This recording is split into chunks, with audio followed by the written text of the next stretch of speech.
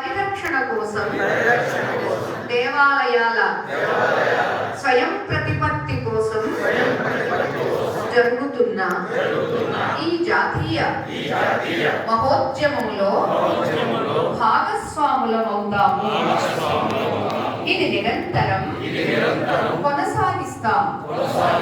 కులము, జాతి, వర్గము, ఆస్తి, అంతస్తు మొదలగు తేడాలు లేకుండా దైవం ముందు అందరము సమానమే అన్న పూజ్యులైన ధర్మాచార్యులు బోధించిన మార్గంలో సమతాభావంతో జీవిస్తాము.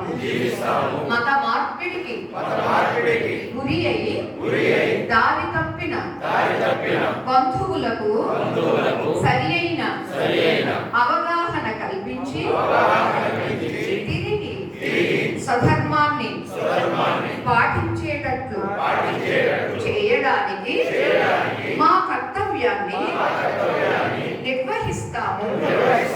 సనాతన వైదిక హైందవ